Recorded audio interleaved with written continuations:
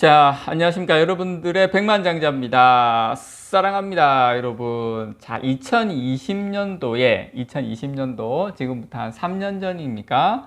요때 삼성전자 특별 배당금을 받아보신 분들은, 2021년도구나. 배당금 지급일이.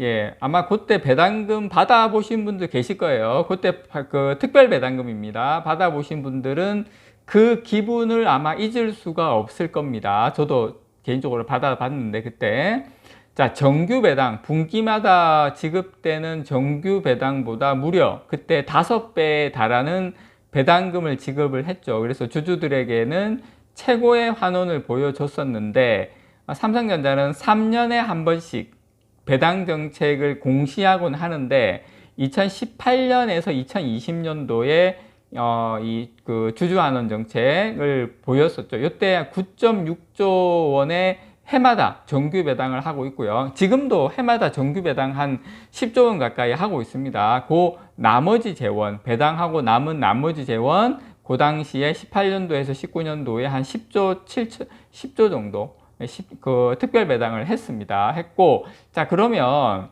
여기에 배당에 관한 사항에 보면 중간쯤에 보면 또한 당사는 2021년부터 2023년 올해 주주환원 정책을 2021년 1월에 발표를 했습니다. 그래서 또 이제 정규 배당 9.8조 원 해마다 지금 우리 그 분기 배당 받고 있는 거 말고 이제 또 자녀 재원이 발생하면 주겠다. 이렇게 지금 내용이 딱 이렇게 있죠. 배당에 관한 사항으로 요거를 토대로 제가 여러분들께 말씀을 좀 드리도록 하겠습니다. 어쨌든 지금 잉여현금 흐름의 50%를 배당 재원으로 사용한다. 지금 정규 배당은 9.8조 원으로 주고 있다. 현재 2021년, 2022년까지 올해 지금 현재까지 정규 배당밖에 나오지 않은 상태이고 이제 마지막 배당이 한 2번 남았는데 특별 배당이 가능한 것인지 삼성전자의 지난 3년간 재무제표도 같이 분석을 해보면서 여러분들하고 한번 그냥 있는 그대로 아마 제 영상 말고 지금 이제 10월 달이니까 아마 이제 뭐 특별 배당 나온다 안 나온다 이런다 저런다 말이 많을 건데 제 영상 하나가 아마 종결 영상이 되지 않을까 생각을 합니다. 다른 뭐 이런저런 이야기는 제가 봤을 때 보다 제 영상이 가장 이제 데이터로 자료로 확실하지 않을까 생각합니다. 자, 일단 여러분 3개년도 2018년부터 2020년도에 과거에 우리가 한 10조 정도 특별 배당금이 주어졌는데 그때 한번 보시면 3년간 영업이익이 한 122조 영업이익이 특별 배당금을 지급했던 3년, 그러니까 3개연도를 합쳐서 지급을 한다고 했으니까요. 자, 그래서 18, 19, 20 요때 합쳐보면 영업이익이 한 122조 삼성전자의 전성기였다고 해도 과언이 아닙니다. 그래서 특히 2018년도는 영업이익이 58조 아직까지 이 기록을 깨지는 못하고 있습니다. 참고로 여러분 한국에서 1년에 60조 가까운 영업이익을 냈던 기업은 유일무이 삼성전자 뿐이고 지금 최근에 현대차가 뭐 상장사의 영업이익 1위를 달성했고 뭐 어쩌고저쩌고 깽가리 치고 북치고 막 이렇게 하고 있는데 분기별로 4조입니다. 4조. 삼성에 비해서는 턱없이 낮은 수준이죠. 그래서 요 시기에 배당은 총 한 20조 정도가 지급이 되었고 영업이익이 한 16.3% 정도 해당하는 금액입니다.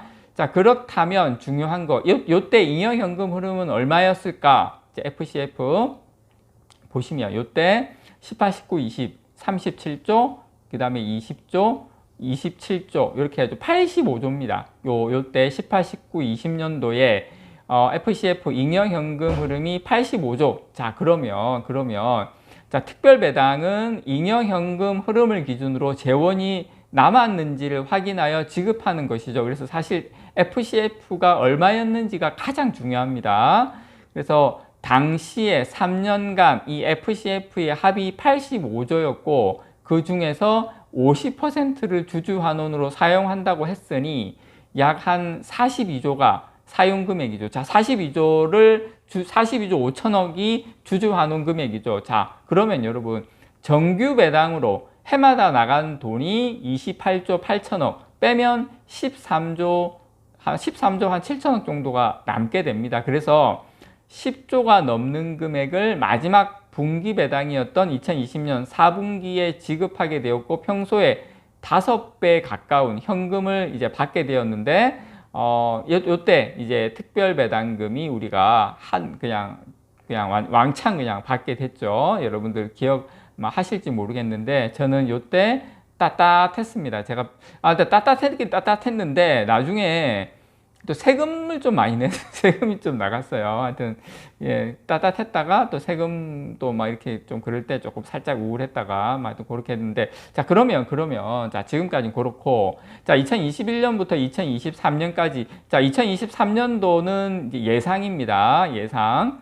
자 그래서 영업이익이 102조 2021년부터 2023년까지 영업이익 102조 영업이익 차이는 별로 안 나요. 자, 18, 19, 20년도에 영업이익은 122조. 자, 지금은 102조. 자, 이제 영업이익은 별로 차이가 이제 그렇게 안 납니다. 중요한 건 FCF겠죠. 자, 보시면 자, 이제 여기서 자, 코로나19 그다음에 계속된 전쟁 이걸로 이제 경제적으로 지금 매우 불안정했던 지난 3년이었죠. 지금까지도 이어지고 있는데 거기에다가 지금 다들 아시는 것처럼 중국이 지금 상당히 멜롱인 상태고 지금 거기에다가 유가, 뭐 달러 변동성도 지금도 엄청나고 있고 지금 유가도 지금 분위기 안 좋죠. 반도체 디램 가격도 지금 상당히 아직까지는 안 좋죠. 예, 지금 이 올해 실적이 미치는 것까지는 안 좋고 물론 내년부터는 좋아집니다만은. 그래서 삼성전자가 메모리 반도체 감산을 결정을 했고 자 그럼에도 불구하고 아직까지 재고가 많이 남아 있는 상태입니다. 물론 고객사들의 재고는 정상화 단계로 왔고 삼성전자도 재고가 많이 줄어들고 있는 건 맞아요. 어쨌든 이런저런 이유로 불안했던 3년이었지만 그래도 영업이익은 100조를 넘겼고 어쨌든 그전에는 그전 3년은 120조였는데 자 2022년 작년은 한국 최초로 보시면 매출이 300조까지 갔어요. 300조 달성하면서 어쨌든 삼성전자가 상당히 좋았죠. 작년까지만 해도 괜찮았던 것 같아요. 그래서 그렇지만 올해 최악의 상황이 발생을 합니다. 아직 2분기 지금 3분기 실적 아직 안 나왔잖아요. 2분기 실적밖에 나오진 않았지만 1년 영업이익을 약 8조로 예측하고 있고 최근 몇 년간 보지 못했던 한 자릿수로 지금 사실상 투자자들에겐 쇼크인데 자 그러면 자 이번 3년 그러니까 2021, 2, 3년에 FCF를 봐야 되겠죠. 이게 제일 중요합니다. 현금 흐름 이게 33조예요. 33조. 영업이익은 별로 차이가 안 나는데 이 FCF는 차이가 많이 납니다. 아마 파운드리 쪽에 투자가 많이 들어가고 그렇게 하면서 이 FCF가 좀 많이 줄어들었다 이렇게 볼 수가 있습니다. 그 전에 FCF 같은 경우에는 85조 85조였는데 지금은 어떻다 33조 거의 뭐 3분의 1은 아니지만 거의 반토막 이상 줄어들었죠. 그래서 이 33조의 50%를 주주 환원을 위한 금액으로 치면 16조 5천억 밖에 안 되는데 벌써 이제 눈치채신 분도 계시겠지만 이 돈으로 3년간 정규 배당만 한 30조가 드는데 정규 배당하기에도 턱없이 부족하죠. 사실상 배당 컷이 나오지 않았던 것만으로도 감사해야 됩니다. 정규 배당도 삼성전자에서 야 우리 FCF 때문에 5조 이렇게 해도 할 말이 없어요. 자 그런 상황이다.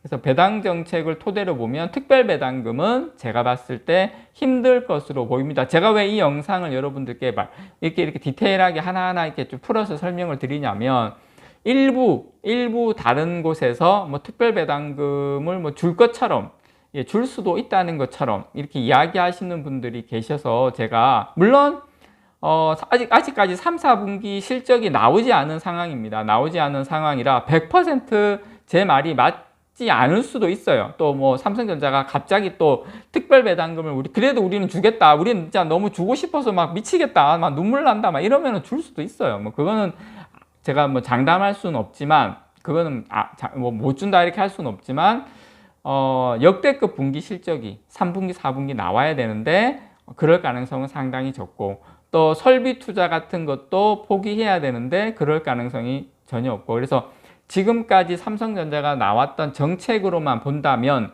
이 FCF가 33조의 50%를 정기 배당, 특별 배당으로 준다고 했는데 제가 봤을 때는 거의 힘들지 않을까, 개인적으로 여러분들께 이번 3개 연도 회계 연도에서는 FCF가 상당히 이것밖에 안 된다, 다 합쳐봐야 33조밖에 안 된다, 그래서 좀 힘들다, 저는 개인적으로 그렇게 봅니다. 물론 줄 수도 있습니다. 그건 아무도 모릅니다. 그런데 어쨌든 이 잔여 재원으로만 본다면 이 프리캐시 플로우입니다. 참고로 잉여현금 흐름이 영어로, 뭐 중요한 건 아니지만 그렇게 여러분께서 이해를 하시면은 될 것 같다. 아쉽지만 또 있는 그대로 여러분께 말씀드리는 게 또 맞다라고 생각을 듭니다.